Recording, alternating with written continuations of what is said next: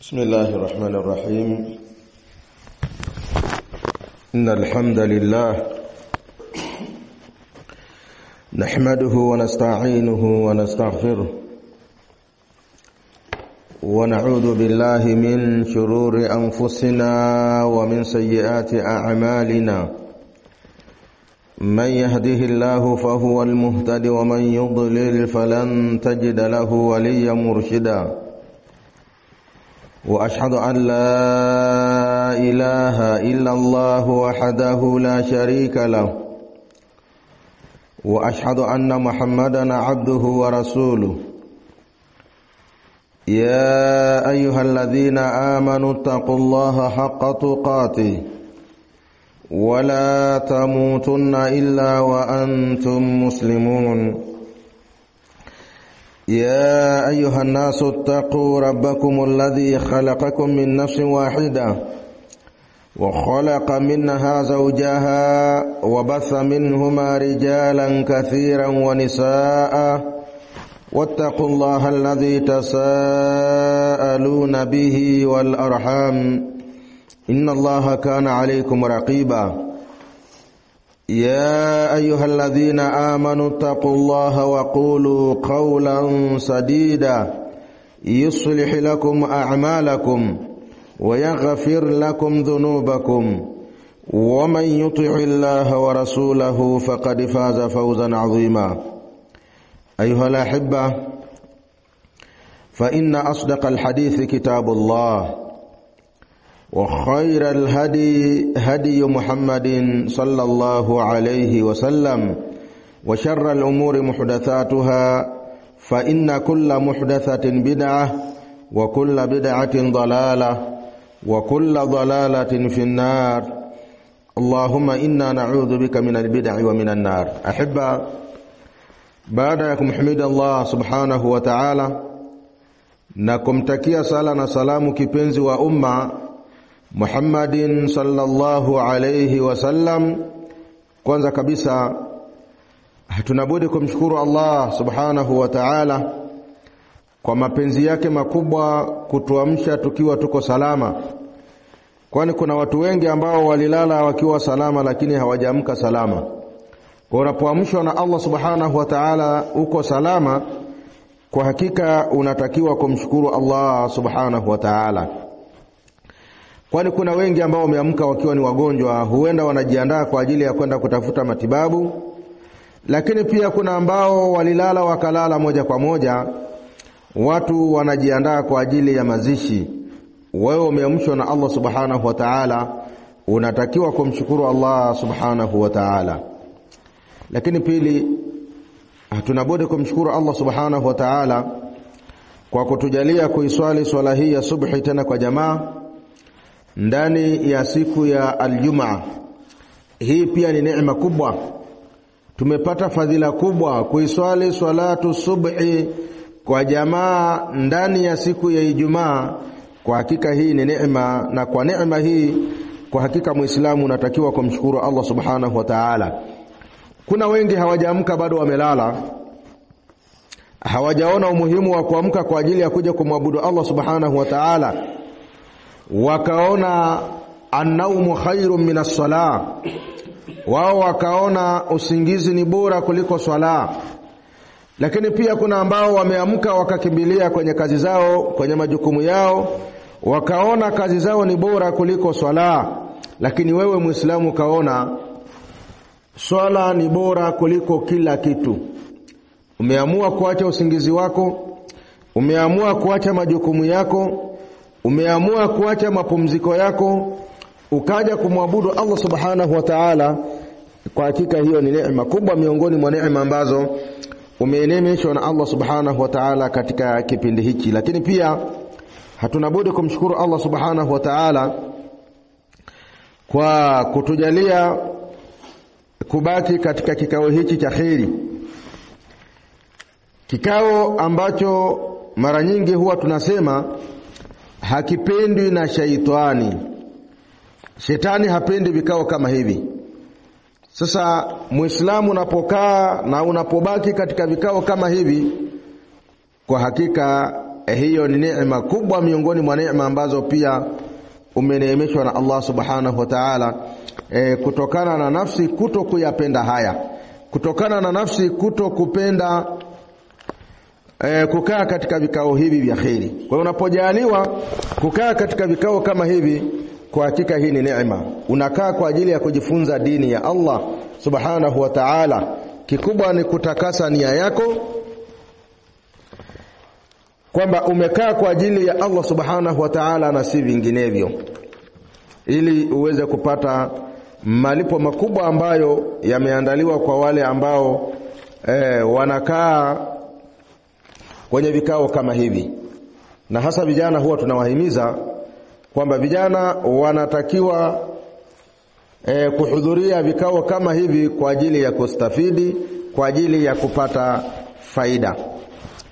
Ama leo katika darasa yetu, tukiwa tunaendelea kujifunza kitabu Al-Fiqhul Muyassaru fi Dhaw'il Kitabi wa Sunnah, leo tutaanza albabu thalithu ashara,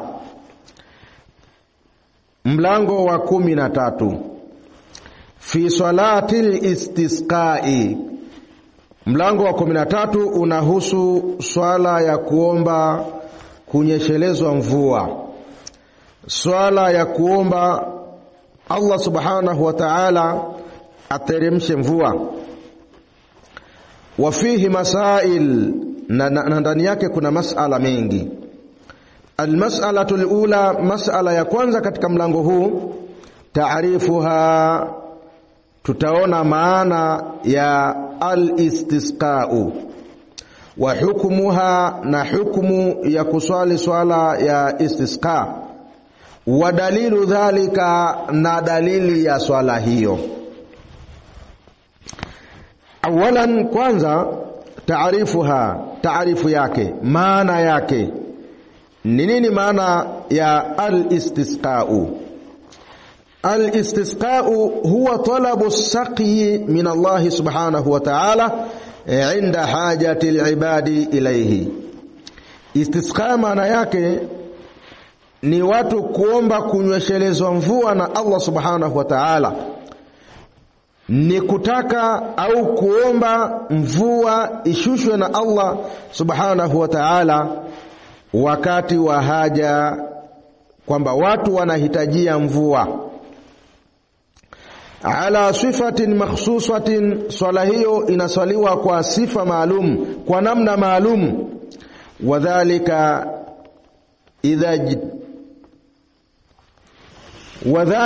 idha ajtabat al-ardu, idha ajdabat al-ardu, ardhi inapokuwa kame, waqahatu al-qamaru waqahatu al-mataru, na mvua ikawa imezuilika, hakuna mvua.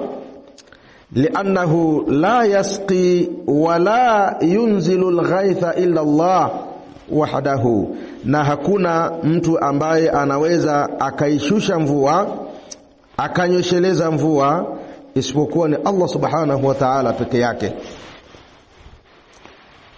Tambihi, wakati mwingine panapokuwa na ukame, watu wanaacha kumwelekea Allah subhanahu wa ta'ala, wanaelekea kwenye mapango, wanaenda kuyaomba mapango au miti mikubwa, au watu wanakwenda wanatambika, au watu wanaweza wakawa wanamtuhumu mtu kwamba wewe umezuia mvua.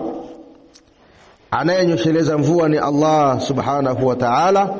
Panapokuwa na ukame, watu wanatakiwa kumwelekea Allah subhanahu wa ta'ala, watu wanatakiwa kumuomba Allah subhanahu wa ta'ala.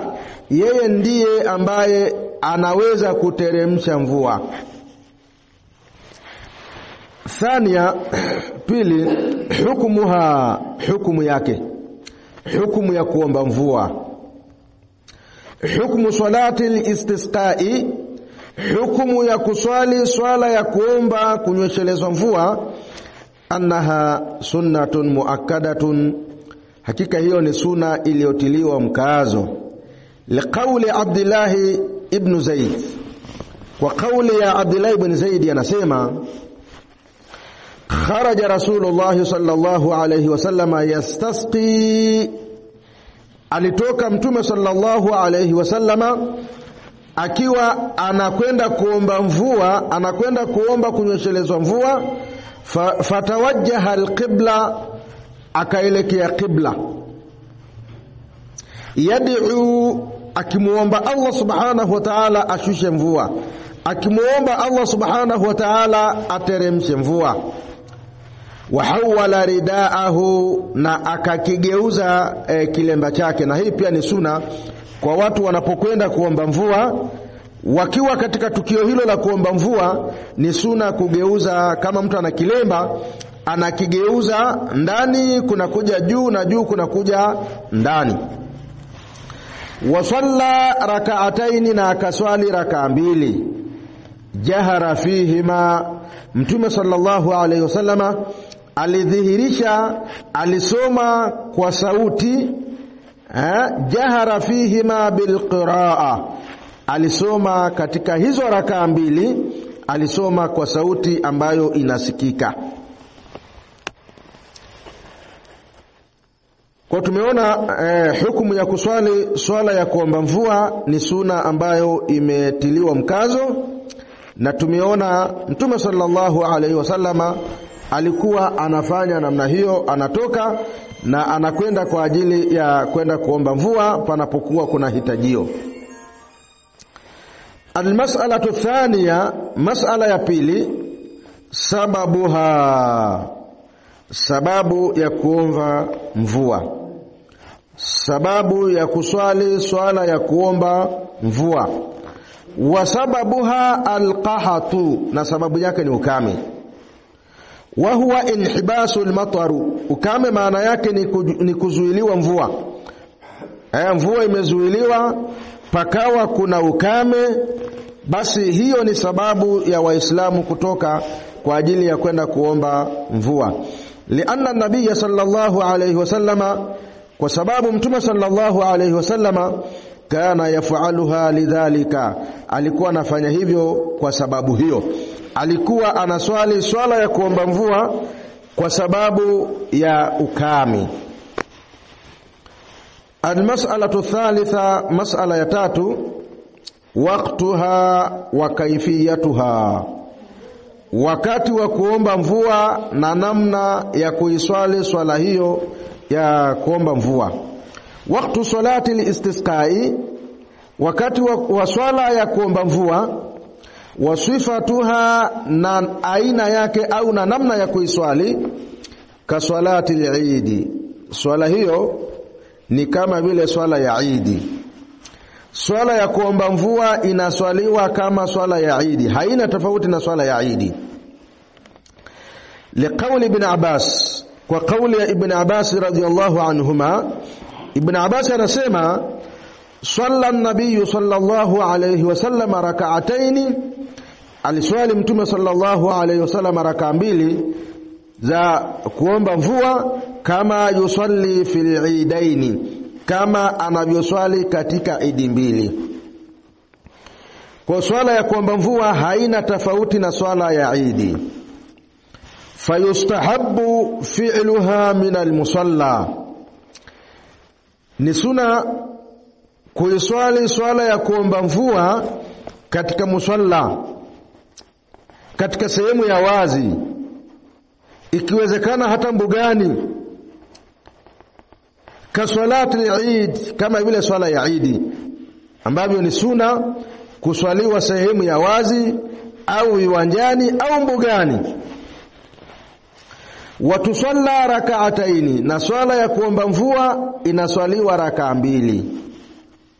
Wayajharu bilqiraa, na imamu atadhihirisha katika kisomo fihima, katika hizo raka mbili, ka salati al-Eid, kama ambavyo anadhihirisha katika swala ya Eid. Watakunu qabla al-khutbah, na hizo raka mbili zinakuwa ni kabla ya khutba.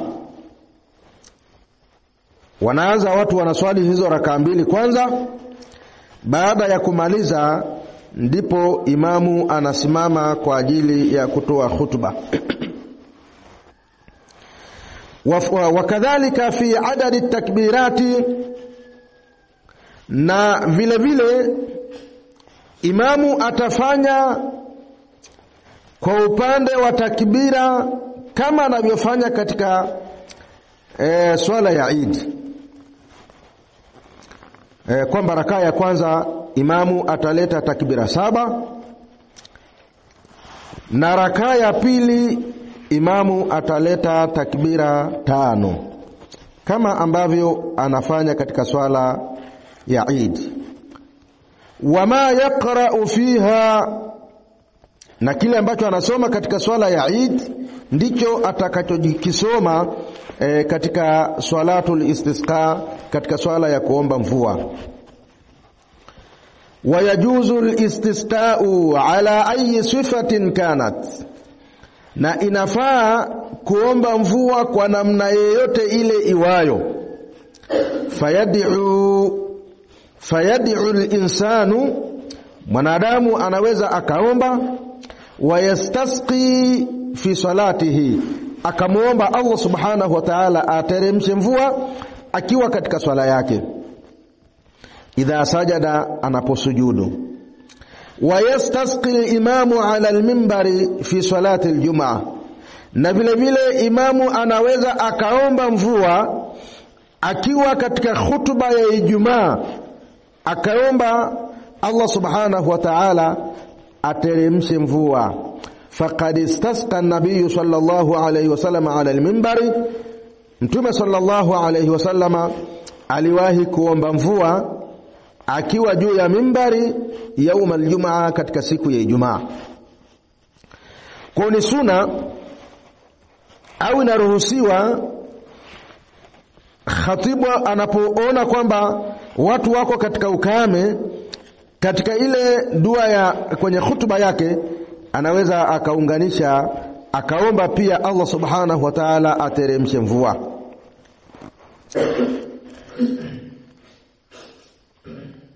Na imamu anapoomba dua ya kuomba mvua akiwa katika hutuba ya Ijumaa, ni sunna watu kunyanyua mikono kuitikia dua ile, na yeye pia ni sunna kunyanyua mikono katika jambo hili tu, au katika dua hii tu ya kuomba mvua. Lakini ama katika dua zingine si sunna kunyanyua mikono kwa imamu au kwa khatibu au kwa maamuma. Siku ya Ijumaa si sunna kunyanyua mikono imamu anapoomba dua. Ni sunna imamu anapoomba dua katika hutuba ya Ijumaa anyoshe kidole chake namna hii. Ananyosha kidole chake namna hii, na watu wanaitikia tu dua kawaida, na hata wale walioketi wanasikiza hutuba hawatakiwi kunyanyua mikono yao namna hii kwa ajili ya kuitikia dua. Wataitikia dua wakiwa wamekaa kama kawaida. Imamu yeye ni sunna kunyosha kidole chake. Lakini anapofika kwenye kuomba mvua, hapa anatakiwa anyanyue mikono yake, ni sunna, na ndivyo alivyofanya Mtume sallallahu alaihi wasallama. Alikuwa ananyanyua mikono yake anapomuomba Allah subhanahu wa ta'ala ateremshe mvua. Lakini anapoomba kitu kingine, Allahumma ighfir lil mu'minina wal mu'minat, anakuwa amenyosha kidole chake. Allahumma au rabbana atina fid dunya hasana wa fil akhirati hasana, anakuwa amenyosha kidole chake na hanyanyui mikono yake kwenye dua. Hivi ndivyo alivyokuwa akifanya Mtume sallallahu alayhi wasallam. Almas'alatu rabi'a, mas'ala ya 4, alkhuruju ilaiha, watu kutoka kwa ajili ya kwenda kuswali swala ya kuomba mvua. Idha arada al-imamu al-khuruja laha, anapotaka imamu kutoka kwa ajili ya kwenda kuswali swala ya kuomba mvua, anatakiwa atoke na aende huko, kama ni viwanjani, kama ni mbugani, kwa ajili ya kumwomba Allah subhanahu wa ta'ala ateremshe mvua. Akifika kule, wa'adha an-nasa, anatakiwa wape watu mawaidha, awakumbushe watu. Wa amarahum bitauba, awaamrishe watubie na warejee kwa Allah subhanahu wa ta'ala. Wal khuruji min al madhalimi, na watu waachane kabisa na wajitoe katika dhulma. Kama kuna mtu alikuwa amedhulumu kitu cha mtu arudishe. Watarki at-tabaghudhi, na watu kuacha kuchukiana. Watashahuni, na watu kuacha vifundo. Haya ni mawaidha ambayo yanatakiwa yatolewe na imam, yatolewe na khatibu. Ile siku watu wanakwenda kuomba mvua, awaamrishe watubie na warejee kwa Allah subhanahu wa ta'ala. Awaamrishe wasiwe na dhulma, waepukane na dhulma. Kama kuna kitu cha mtu rudisha, kama ni dhulumu mali ya mtu rudisha. Lakini vile vile atawaelekeza na kuamrisha na kuwapa mawaidha ya kuacha bughdha, kuacha kubughudhiana, kuacha chuki, kuacha vifundo. Na hivi watu wanavyo sana vitu kama hivi. Utakuta watu wako mahala pamoja, wanaswali swafu moja lakini wana vifundo. Watu wanaswali wako pamoja lakini huyu anamchukia huyu, huyu anamchukia huyu. Li'annahu, kwa sababu mambo hayo sababun fi man'i alkhairi min Allah subhanahu wa ta'ala. Mambo hayo ni sababu ya kuzuiliwa khairi na Allah subhanahu wa ta'ala. Wa li'anna al-ma'asi sababu al-qahti, na kwa sababu maasiya, makosa, madhambi ni sababu ya kuleta ukame na kuondoka mvua. Wattaqwa, na uchamungu, sababul barakati, ni sababu ya kupata baraka na khairi kutoka kwa Allah subhanahu wa ta'ala.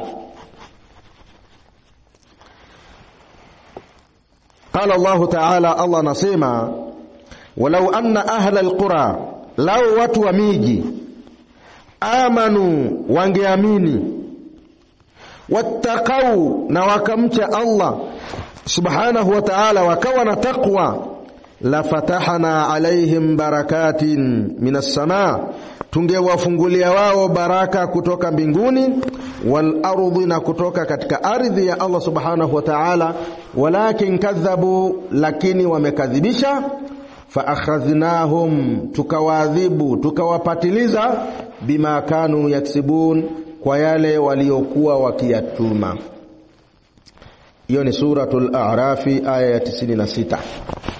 Kwa hiyo Allah subhanahu wa ta'ala ameeleza mambo makuu mawili, kwamba watu wa miji wangekuwa na imani. Hiyo ni moja. Pili, na wakamcha Allah subhanahu wa ta'ala, wakawa na ucha Mungu. Mambo haya mawili ni sababu ya kufunguliwa baraka na Allah subhanahu wa ta'ala. Mambo haya mawili ni sababu ya kupata riziki kutoka kwa Allah subhanahu wa ta'ala. Mambo haya mawili ni sababu ya kunyeshelezwa mvua na Allah subhanahu wa ta'ala. Imani. Waumini wa kweli ndio ambao wanapewa mambo haya na Allah subhanahu wa ta'ala, na wacha Mungu wa kweli ndio ambao wanapata mambo haya kutoka kwa Allah subhanahu wa ta'ala. Sasa waumini wa sawasawa ni akina nani? Waumini wa sawasawa ambao hata katika aya nyingi Allah subhanahu wa ta'ala huwa anawapa majukumu. Allah katika sehemu nyingi anasema, ya ayyuhalladhina amanu kutiba alaykumus siyam, enyi ambao mmeamini mmefaradhishiwa funga. Funga wamepewa watu ambao wana imani. Katika Qur'ani aya nyingi unasoma ya ayyuhalladhina amanu, wanapewa maelekezo. Sasa hawa ambao ni waumini wa sawasawa ni watu wa namna gani? Allah subhanahu wa ta'ala anasema, innamal mu'minuna alladhina idha dhukira Allahu wajilat qulubuhum wa idha tuliyat alayhim ayatuhu zadatuhum imanan wa ala rabbihim yatawakkalun alladhina yuqimuna as-salata wa mimma razaqnahum yunfiqun ulaika humul mu'minuna haqqan. Allah anataja sifa za watu wenye imani ya sawasawa. Anasema, innamal mu'minuna, hakika si vinginevyo waumini wa kweli ni wale ambao, innamal mu'minuna alladhina, hakika waumini wa kweli ni wale ambao idha dhukira Allahu, anapotajwa Allah subhanahu wa ta'ala, wajilat qulubuhum, nyoyo zao zinaingia hofu kwamba ametajwa Allah subhanahu wa ta'ala. Wanaogopa, wanakuwa na hofu na Allah subhanahu wa ta'ala. Lakini mtu ambaye hana imani, hana hofu na Allah, hata anaposikia Allah anatajwa, yeye hana hofu. Wa idha tuliyat alaihim ayatuhu zadatuhum imanan, waumini wa kweli ni wale ambao wanaposomewa maneno ya Allah subhanahu wa ta'ala au maneno ya Mtume sallallahu alayhi wasallama, maneno hayo yanawazidishia wao imani. Lianna ahla sunnati wal jamaa yu'minuna bi anna al-imana yazidu wa yanqus, yazidu bit-ta'ah wa yanqus bil-ma'siyah. Kwa sababu sisi ahlu sunna wal jamaa tunaamini ya kwamba imani huwa inapanda na kushuka. Inapanda kwa kuyafanya yale ambayo umetakiwa kuyafanya na Allah, na hushuka kwa kuyafanya yale ambayo umekatazwa na Allah kuyafanya. Kwa hiyo waumini wa sawasawa ni wale ambao wanaposomewa maneno ya Allah, maneno hayo yanawazidishia wao imani. Imani inazidi vipi? Anapoambiwa kwamba Allah anasema unatakiwa kuswali, Muislamu unatakiwa ni mwenye kuswali. Imani inapanda pale unapoambiwa kwamba Allah anataka wafanye kitu fulani na wakao ni mwenye kufanya. Huko ndio kuzidi imani. Kwa hiyo waumini wa kweli ni wale ambao, sifa ya pili hiyo, ni wale ambao wanaposomewa maneno ya Allah subhanahu wa ta'ala au maneno ya Mtume sallallahu alayhi wasallama, maneno hayo yanawapandishia wao imani. Idha tuliyat alaihim ayatuhu zadatuhu imanan, aya hizo zinawazidishia wao imani. Sifa ya tatu, Allah akasema wa ala rabbihim yatawakkalun, waumini wa kweli ni wale ambao wanamtegemea Allah subhanahu wa ta'ala. Wanapopata jambo jema wanajua jambo hili limetoka kwa Allah, wanapopata kheri wanajua kheri hii imetoka kwa Allah. Lakini vile vile anapopata mtihani, anajua mtihani huu umetoka kwa Allah subhanahu wa ta'ala. Anamtegemea Allah, haendi kupiga ramli na kuangalia kwamba mtihani huu ni wa Allah au mtihani huu umeletwa na mwanadamu. Yeye anajua mtihani huu ameukadiria Allah subhanahu wa ta'ala.